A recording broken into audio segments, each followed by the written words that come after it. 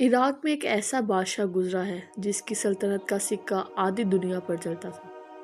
اس کے پاس دولت، طاقت اور ایک ایسی نہ ختم ہونے والی فوج تھی جس نے اسے ناقابل شکست ہونے کا احساس دلا دیا تھا۔ ایک ایسی شخصیت جس نے خاموش زمین پر سب سے پہلے تکبر کا قدم رکھا۔ اس نے زمین پر حکمرانی کرتے کرتے آسمان والے کو چیلنج کر دیا۔ اس نے دعویٰ کیا کہ وہ انسان نہیں بلکہ خدا ہے۔ یہ وہ دور تھا جب انسانیت طوفان نوح کی ہولناک تباہی کے بعد مشکل سے سانس لینا سیکھ رہی تھی۔ لوگ خوف زدہ تھے، منتشر تھے اور انہیں ایک ایسے نگہبان کی تلاش تھی جو انہیں تحفظ فراہم کرے۔ مگر انہیں کیا خبر تھی کہ وہ جسے محافظ سمجھ رہے ہیں وہی آگے چل کر ان کا بڑا دشمن ثابت ہوگا، جو خدائے آسمان کو للکارنے کی جرات کرے گا۔ یہ کہانی ہے دنیا کے سب سے بڑے ظالم اور مغرور بادشاہ کی۔ یہ کہانی ہے نمرود کی۔ چلیں اپنی ویڈیو کا آغاز کرتے ہیں۔ بسم اللہ الرحمن الرحیم۔ السلام علیکم۔ آپ سبھی کو میرے چینل نالج فار مسلم میں خوش آمدید۔ ناظرین، جب حضرت نوح علیہ السلام کی کشتی جودی پہاڑ پر ٹھہری تو ایک نئی دنیا کا آغاز ہوا۔ حضرت نوح علیہ السلام کے 3 بیٹے تھے، سام، حام اور یعقوب، اور اس نمرود کا نسب حام کی اولاد سے جا ملتا ہے۔ وہ کوش کا بیٹا اور حضرت نوح علیہ السلام کا پرپوتا تھا۔ اس زمانے میں شنار کی زرزمین پر انسانی زندگی ابھی ابتدائی حالت میں تھی۔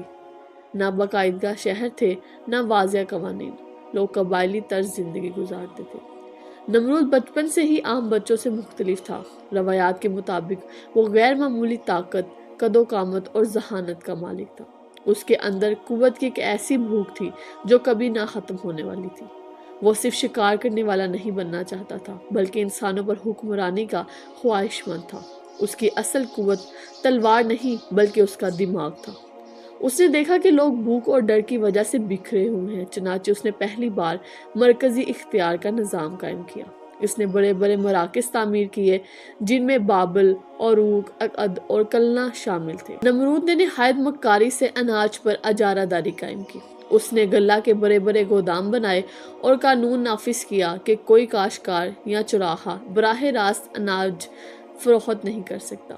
سب کچھ اس کے ذخیرے میں جمع ہوگا، اور جب لوگ بھوک سے بے قرار ہوں گے تو پھر لوگ نمرود کے دربار میں حاضر ہوں گے، اور یہی سے اس نے محصول کا نظام قائم کیا۔ وہ غذا دینے کے بدلے لوگوں سے ان کی آزادی چھین لیتا تھا۔ ان سے کہتا تھا کہ میں تمہیں رزق دیتا ہوں، میں تمہیں دشمنوں سے بچاتا ہوں، لہذا تمہارا مال، تمہاری اولاد اور تمہاری جان میری ملکیت ہے۔ یہ دنیا کی پہلی ایسی حکومت تھی جہاں انسان انسان کا غلام بن چکا تھا۔ اس نے پرانے لین دین کے نظام کو ختم کر کے اپنی مرضی کا قانون نافذ کیا۔ جب قوت کا نشہ حد سے بڑھتا ہے تو انسان اپنی حقیقت بھول جاتا ہے۔ نمرود نے جب دیکھا کہ ساری دنیا اس کی مٹھی میں ہے تو اس کے اندر تکبر جاگ اٹھا۔ اس نے اعلان کر دیا کہ وہ صرف بادشاہ نہیں بلکہ خود خدا ہے۔ نعوذ باللہ۔ اس نے کہا، زمین پر رزق میں دیتا ہوں، موت اور زندگی کا فیصلہ میں کرتا ہوں، تو پھر مجھ سے اوپر کون سا خدا ہے؟ اس نے اپنے لیے بڑے بڑے محلات اور بختانے تعمیر کروائے۔ اس نے لوگوں کو مجبور کیا کہ وہ اس کے نام کا ذکر کریں۔ اس نے اپنے ذہن میں ایک ایسی جنت بنا لی تھی جہاں وہ اکیلا مالک تھا۔ مگر نمرود کے دل میں خوف بھی تھا، آسمانوں کا خوف۔ اسے ڈر تھا کہ کہیں دوبارہ طوفان نوح جیسی آفت نہ آ جائے جو اس کی سلطنت کو مٹا دے۔ اسی ڈر اور غرور کے اجتماع نے اس کے ذہن میں ایک عجیب خیال پیدا کیا۔ اس نے اپنے وزیروں کو بلایا اور حکم دیا کہ ایک ایسا بلند مینار تعمیر کرو جو بادلوں کو چیر دے۔ میں دیکھنا چاہتا ہوں کہ آسمان کا خدا کہاں ہے۔ نمرود کی سلطنت اپنے عروج پر تھی، مگر یہ صرف ابتدا تھی۔ ابھی بابل کا مینار بننا باقی تھا، ابھی آسمانوں سے مقابلے کا اعلان باقی تھا، اور ابھی حضرت ابراہیم علیہ السلام کی آمد باقی تھی، جو نمرود کے اس کھوکھلے غرور کو پاش پاش کرنے والے تھے۔ کیا وہ مینار کبھی مکمل ہو سکا؟ اور نمرود نے اپنی خدائی کا دعویٰ کس طرح ثابت کرنے کی کوشش کی؟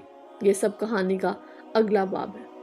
بابل کا مینار اور خدائی کا دعویٰ۔ کیا آپ نے کبھی سوچا ہے کہ انسان کا تکبر کس قدر بلند ہو سکتا ہے؟ شنار کی سرزمین پر ایک ایسا ڈھانچہ تعمیر ہو رہا تھا جو فطرت کے اصولوں کو چیلنج کر رہا تھا۔ یہ بابل کا مینار تھا، ایک ایسی عمارت جو صرف مٹی اور پتھروں سے نہیں بلکہ نمرود کے خوف اور غرور سے تعمیر ہوئی تھی۔ لوگ کہتے تھے کہ اس کی بلندی آسمان کو چھو رہی ہے، مگر نمرود کے لیے یہ صرف ایک عمارت نہیں بلکہ اس کی برتری کا اعلان تھی۔ وہ دنیا کو دکھانا چاہتا تھا کہ وہ صرف زمین کا نہیں بلکہ آسمانوں کا بھی مالک ہے۔ مگر اسی مینار کے سائے میں قدرت ایک ایسی تبدیلی کی تیاری کر رہی تھی جو نمرود کی اس کھوکھلی عمارت کو راکھ میں بدل دینے والی تھی۔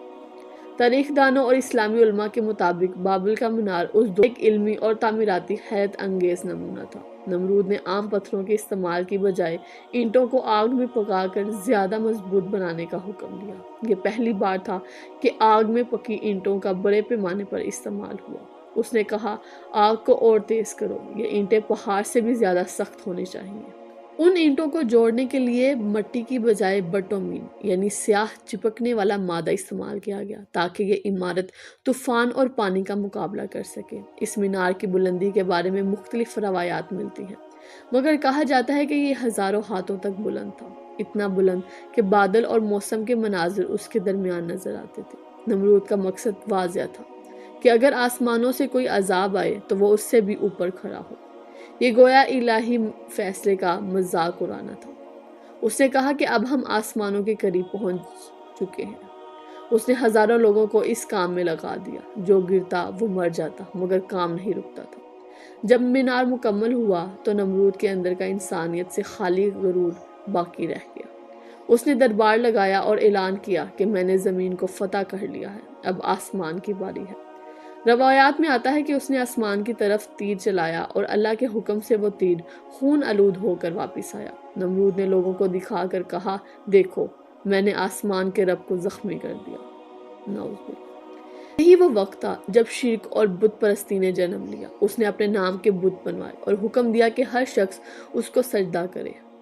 جو مانتا اسے رزق ملتا اور جو انکار کرتا وہ بھوکا رہتا۔ بری سلطنت میں اس کا نام گونج رہا تھا، مگر زمین کی گہرائیوں میں ایک نئی تبدیلی شروع ہو چکی تھی۔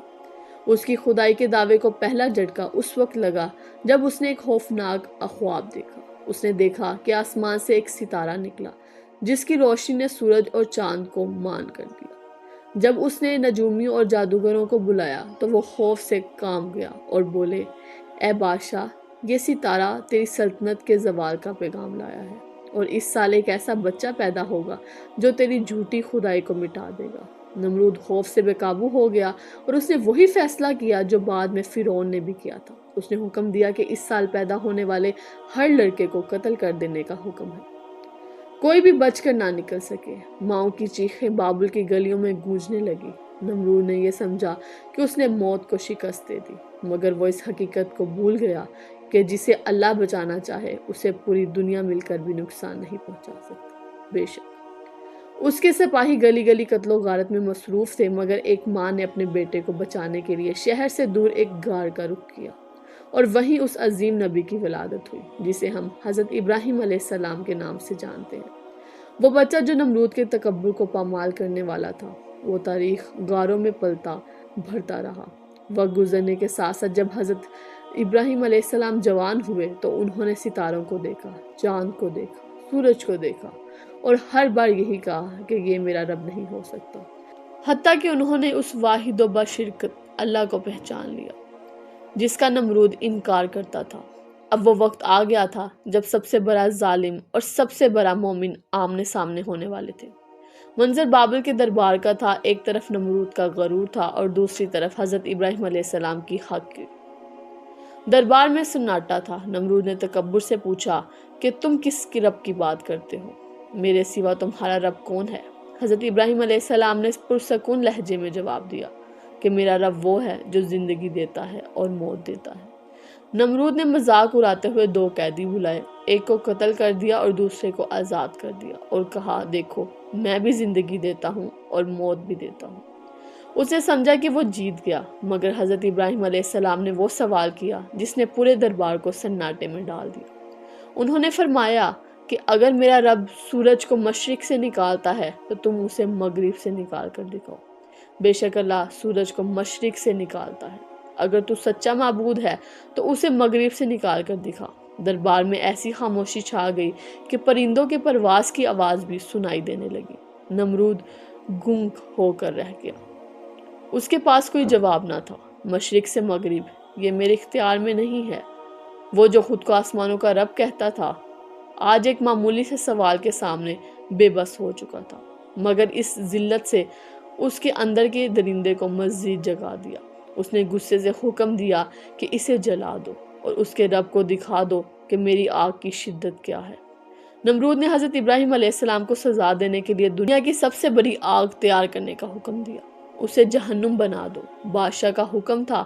مہینوں تک پورے ملک سے لکڑیاں جمع کی گئیں۔ لوگ یہاں تک پاگل ہو گئے کہ بیمار عورتیں نظر مانگتی تھیں کہ اگر وہ ٹھیک ہو گئیں تو وہ حضرت ابراہیم علیہ السلام کو جلانے کے لیے مزید لکڑیاں لائیں گی۔ جب آگ بھڑکائی گئی تو منظر ہولناک تھا۔ سائنس کے اندازے کے مطابق اس آگ کا درجہ حرارت ہزاروں درجے تک پہنچ چکا تھا۔ روایت کے مطابق اس کی تپش ایسی تھی کہ پرندہ بھی گزرتا تو جل جاتا۔ کوئی انسان اس کے قریب جانے کی جرات نہیں کر سکتا تھا۔ حضرت ابراہیم علیہ السلام کو آگ میں ڈالنے کے لیے ایک شخص نے منجنیق تیار کی، جو آگ کو اس میں رکھا گیا تو فرشتے بے قرار ہو گئے، مگر حضرت ابراہیم علیہ السلام کا دل مکمل اطمینان میں تھا۔ آپ نے صرف یہ کہا، اللہ میرے لیے کافی ہے اور وہ بہترین کارساز ہے۔ جیسے ہی آپ اس عظیم شعلوں کے درمیان گرے تو آسمان سے حکم نازل ہوا۔ اللہ تعالیٰ نے فرمایا، اے آگ، تو ابراہیم پر ٹھنڈی اور سلامتی والی بن جا۔ فطرت کے تمام قوانین بدل دیے گئے۔ آگ جو ہر چیز کو جلا دیتی ہے، وہ حضرت ابراہیم علیہ السلام کے لیے گلزار بن گئی۔ زنجیریں جل گئیں مگر جسم اور لباس محفوظ رہے۔ نمرود اپنے محل سے یہ منظر دیکھ رہا تھا۔ اس نے دیکھا کہ آگ کے بیچ حضرت ابراہیم علیہ السلام سکون سے موجود ہیں اور آس پاس روشنی اور ٹھنڈک ہے۔ نمرود کی آنکھیں یقین سے خالی ہو گئیں۔ وہ سمجھتا تھا کہ وہ حضرت ابراہیم علیہ السلام کو مٹا دے گا، مگر آگ نے اس کے جھوٹے دعوے کو راکھ کر دیا۔ حضرت ابراہیم علیہ السلام صحیح سلامت باہر آ گئے۔ یہ تاریخ کا وہ عظیم معجزہ تھا جس نے ہزاروں دلوں کو جھنجھوڑ دیا کہ اصل رب وہ نہیں جو تخت پر بیٹھا ہو، بلکہ وہ ہے جو آگ کو باغ بنا دے۔ مگر اس سب کے باوجود نمرود کا تکبر ختم نہ ہوا۔ اس کا غرور اب ایک جنون بن چکا تھا۔ اس نے فیصلہ کیا کہ وہ اب کسی نبی سے نہیں بلکہ براہ راست رب سے جنگ کرے گا۔ اس نے عظیم لشکر جمع کیا اور آسمان کے رب کو چیلنج دے دیا، اے ابراہیم کے رب، اگر تو ہے تو آ اور مجھ سے مقابلہ کر۔ مگر نمرود کو کیا معلوم تھا کہ اللہ اسے شکست دینے کے لیے کوئی فوج نہیں بھیجے گا، بلکہ دنیا کی سب سے کمزور مخلوق کو بھیج دے گا۔ جب اللہ کسی ظالم کی رسی دراز کرتا ہے تو وہ اسے ڈھیل دیتا ہے تاکہ وہ اپنے گناہوں کا بوجھ خود بھر لے۔ نمرود نے سمجھ لیا تھا کہ اس نے آگ کو بھی شکست دے دی ہے۔ اس نے 1,00,000 سے زیادہ سپاہیوں پر مشتمل عظیم لشکر جمع کیا اور بابل کے میدان میں اتر آیا۔ اس نے آسمان کی طرف دیکھ کر چیلنج کیا، اے ابراہیم کے رب، اگر تو ہے تو آ اور مجھ سے مقابلہ کر۔ دیکھ میری طاقت، میری فوج، میری سلطنت۔ وہ غرور میں پاگل ہو چکا تھا۔ وہ سمجھتا تھا کہ جنگیں تلواریں اور نیزوں سے جیتی جاتی ہیں، مگر جب آسمانوں کا مالک کسی کو ذلیل کرنا چاہے تو وہ طوفان یا زلزلہ نہیں بھیجتا، بلکہ اپنی سب سے کمزور مخلوق کو بھیج دیتا ہے۔ اچانک میدان جنگ میں ہوا کا رخ بدل گیا۔ آسمان پر ایک سیاہ سایہ چھا گیا۔ سپاہیوں نے سمجھا شاید طوفان آنے والا ہے، مگر وہ مچھروں کا ایک عظیم لشکر تھا، اتنے مچھر کہ سورج کی روشنی بھی چھپ گئی۔ جب وہ مچھر نمرود کی فوج پر ٹوٹ پڑے تو منظر انتہائی ہولناک تھا۔ وہ عام مچھر نہیں تھے بلکہ اللہ کے حکم سے آنے والے عذاب کے سپاہی تھے۔ انہوں نے فوجیوں کا گوشت کھا لیا اور ان کا خون چوس لیا۔ چند ہی لمحوں میں نمرود کی وہ عظیم فوج جس پر اسے ناز تھا ہڈیوں کے ڈھیر میں بدل گئی۔ سونے کی ڈھالیں اور لوہے کی زریں بھی انہیں نہ بچا سکی۔ نمرود نے جب اپنی فوج کی بربادی دیکھی تو اس کا غرور خوف میں بدل گیا۔ وہ جان بچا کر قلعے میں بھاگ گیا اور تمام دروازے بند کر دیے۔ وہ سمجھا کہ اب وہ محفوظ ہے، مگر اللہ کا فیصلہ نافذ ہو چکا تھا۔ اللہ کے حکم سے ایک لنگڑا مچھر بھیجا گیا جس کا ایک پر ٹوٹا ہوا تھا۔ وہ مچھر قلعے کے درار سے اندر داخل ہوا اور نمرود کی ناک کے راستے اس کے دماغ تک پہنچ گیا۔ وہاں اس نے دماغ کی جھلی کو کاٹنا شروع کیا۔ نمرود کے سر میں ایسی شدید تکلیف پیدا ہوئی کہ وہ پاگل ہونے لگا۔ اسے سکون صرف تب ملتا جب کوئی اس کے سر پر زور سے ضرب لگاتا۔ وہ اپنے خادموں کو حکم دیتا کہ وہ اس کے سر پر ہتھوڑے مارے۔ یوں وہ ظالم بادشاہ جو خود کو رب کہتا تھا ایک کمزور مچھر کے عذاب میں مبتلا ہو کر رہ گیا۔ برسوں چیختا اور تڑپتا رہا اور بالآخر اسی ذلت ناک انجام تک پہنچا جس نے دنیا کو یہ سبق دیا کہ تکبر کا انجام ہمیشہ ہلاکت ہوتا ہے۔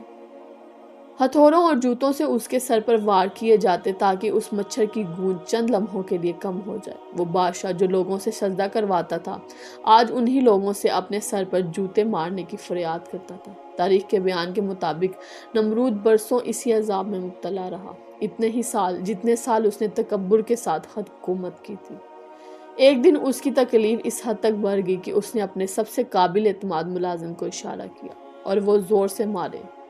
ملازم خوف اور مجبوری میں اتنی شدت سے وار کرنے لگا کہ نمرود کی کھوپڑی زخمی ہو گئی۔ وہ شخص جس نے آسمانوں تک مینار کھڑا کیا تھا، جس نے آگ کو بھی معمولی سمجھا تھا، آج ایک کمزور مخلوق کے ذریعے ذلت کے ساتھ موت کے قریب پہنچ گیا۔ جب اس کی موت واقع ہوئی تو وہ کوئی معبود نہیں تھا بلکہ عبرت کا نشان بن چکا تھا۔ نہ اس کی فوج کام آئی، نہ بابل کا مینار، اور نہ ہی اس کا سنہری تاج۔ اللہ نے دنیا کو یہ حقیقت دکھا دی کہ تکبر کی ہر عمارت ریت کی دیوار ثابت ہوتی ہے۔ آج بابل کی گلیاں خاموش ہیں، اس کا مینار مٹی کا ڈھیر بن چکا ہے، نمرود کا نام صرف نصیحت کے طور پر ہی باقی رہ گیا ہے۔ اگر آپ کو میری ویڈیوز پسند آتی ہیں اور مزید اس طرح کی ویڈیو دیکھنا چاہتے ہیں تو میرے چینل کو سبسکرائب کریں اور میری ویڈیوز کو لائک اور شیئر کریں۔